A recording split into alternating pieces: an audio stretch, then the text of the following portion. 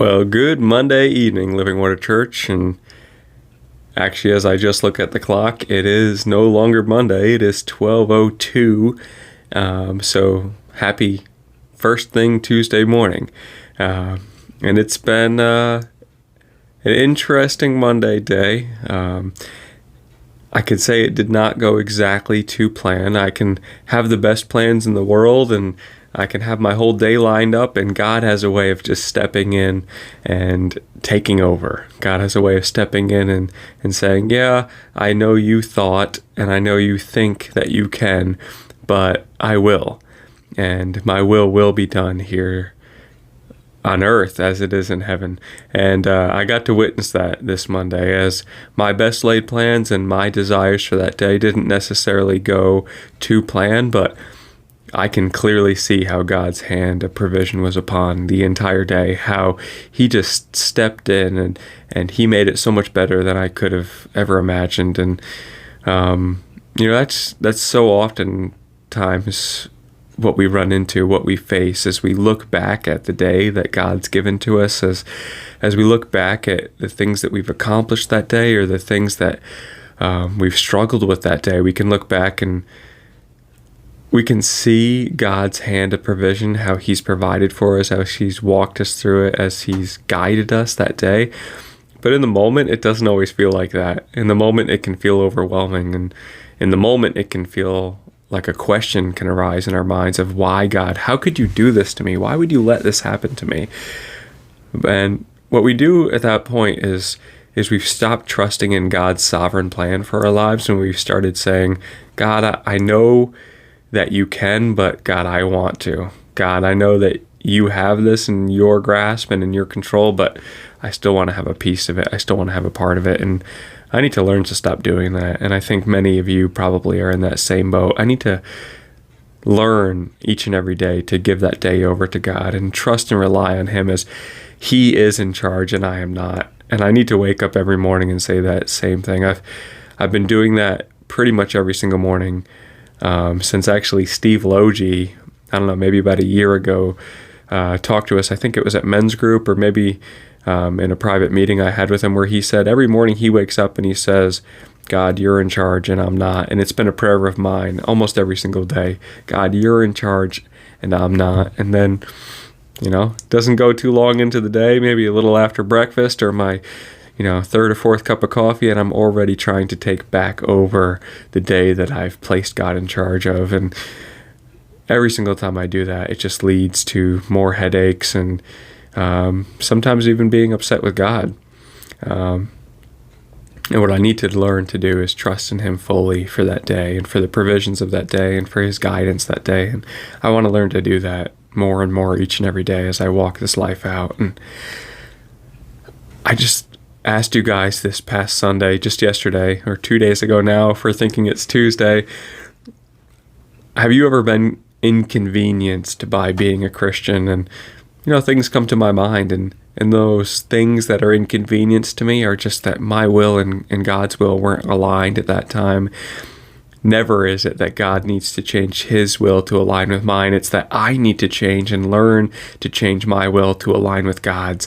And then those things fall into place. No longer is it a challenge of inconvenience in my life of how could God let this happen, or why are things not going right? It's a, wow, look at the blessings that God has pulled me into. And God is such a good God, a God of grace and a God of everlasting love, that he does things for us that sometimes we can even overlook. Sometimes he does things for us that are so inconvenient in regards to what it would be for him as a God of the universe, as the God who spoke the universe into being, that he would even deign to listen to our hurts and our pains and our sufferings and the things that we have going on in life. And this week I've just been thinking of really even just Christ on the cross and some of his last words as he's speaking to this sinner, this sinful man who, and rightly and justly, is hanging next to him on a cross.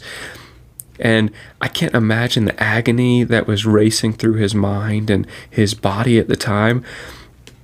To be able to breathe even would have been excruciating, as he had to pull himself up on the nails to be able to draw in breath.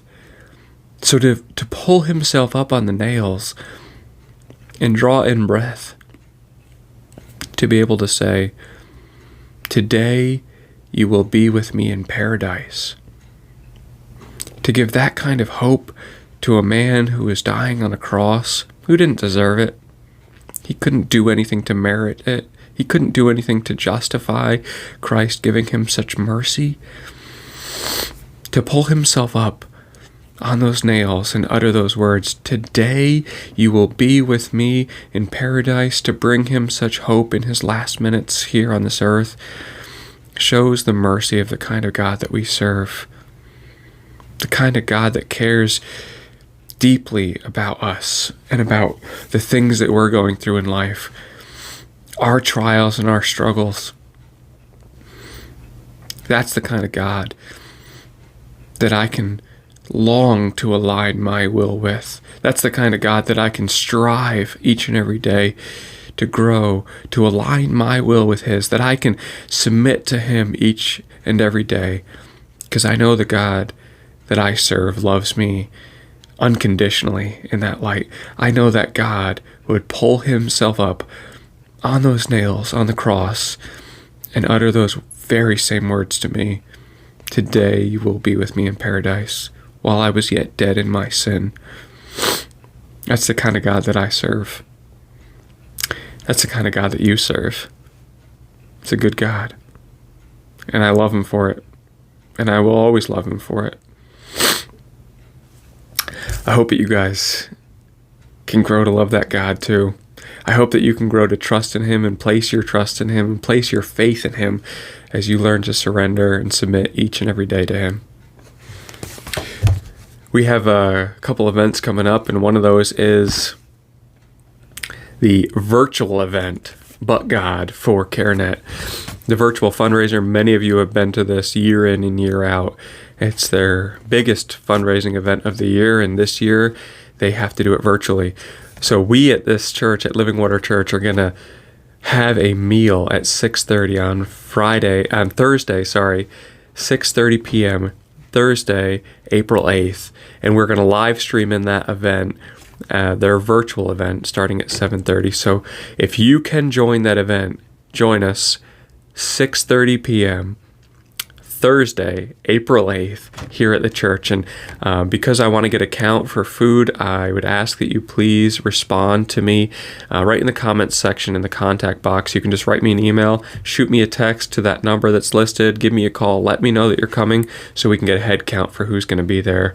Thursday, April 8th, 6:30 p.m. right here at Living Water. We're going to eat together, we're going to fellowship together, and then we're going to tune in at 7:30 for the live virtual event that's going to be put on by CareNet as we just learn about this amazing ministry, supporting mothers, supporting unborn babies here in this community of Poughkeepsie and really around the nation as they promote life and the cherished life that we know that everlasting Father, the God of loving kindness, so cherishes too.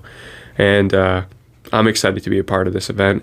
I hope you guys can join us for this and support this amazing ministry, this amazing local ministry. Guys, we're also looking to have some help as we kind of restructure our tech team and live stream system. We have some new equipment coming in that's going to need some people trained on it. So what a good time as we implement new equipment. If you have any desire or ability in tech department at all, a passion for it, we'd love to train you. Phil has just done really a phenomenal job over the years. He's looking to get some people to hop on his team in the live stream area. And this, guys, is a huge ministry right now because a large chunk of our church is either not able to join us every week here at the church in fellowship, but they can join us online. And we want to make that system as good as possible. We want to do it with excellence unto the Lord and make that live stream not only just a ministry for those who are currently attending the church, but a ministry to reach those that might be looking and searching for a church fellowship to be a part of, and they can see a live stream that's done with excellence, and we need help in order to do that. So I'm asking if you guys have any interest in being part of the tech team, that you jump on board and help us out with that. You can see me or you can see Phil, and we would love to get you trained up and get you the ability to function and serve in that live stream ministry. So if you have any desire, please see one of us. And we have our normal small groups going on this week, and it's just been a joy. I don't know if you guys have experienced the same thing, but a joy to see my small group grow, and then to see that small group start to latch together and bind together and really start to become a little mini family within this church body.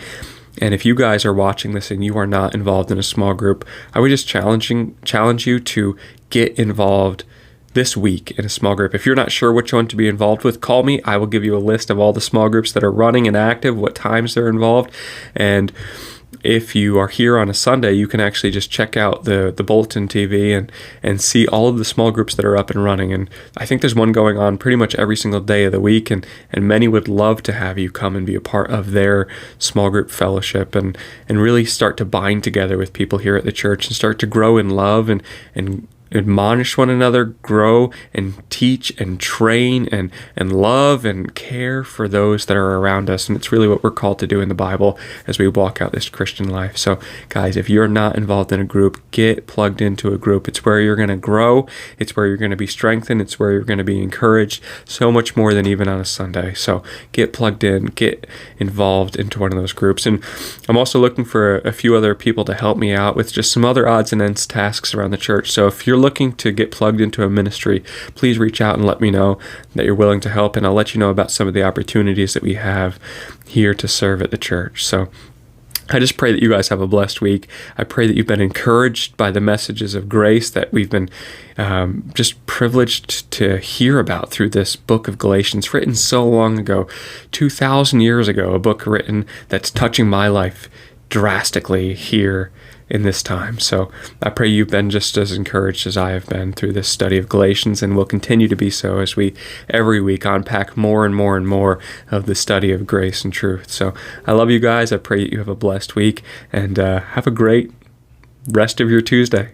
I'll see you. Love you.